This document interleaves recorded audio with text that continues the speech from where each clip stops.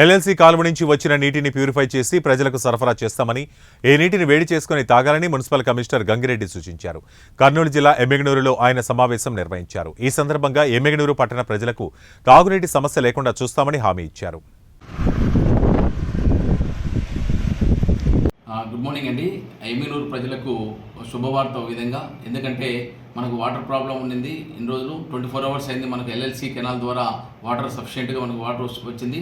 కాబట్టి ఈ వాటర్ మనం సద్వినియోగపరచుకొని ఎవరికి ఇబ్బంది లేకుండా ఉండొచ్చు. ముఖ్యంగా గౌరవ శాసనసభ్యులకు ధన్యవాదాలు చెప్పాలి. ఎందుకంటే ఈ వాటరు తీసుకురావడానికి కృషి చేసినందుకు.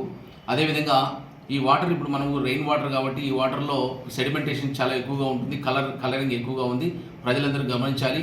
ఈ వాటర్ మనం సప్లై చేయడం జరుగుతుంది. ఇవన్నీ కూడా ప్యూరిఫైడ్ వాటర్ మనం పంపిస్తాము. అదేవిధంగా క్లోరినేషన్ చేసి మనం పంపించడం జరుగుతుంది.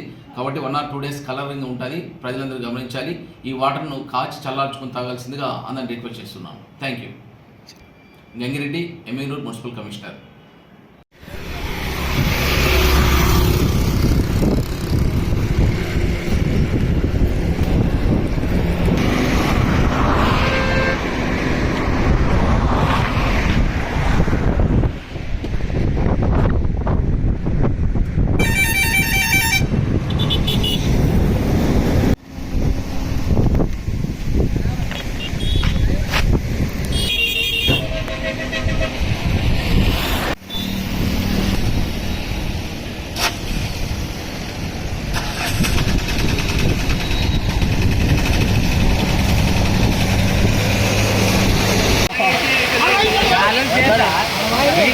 అది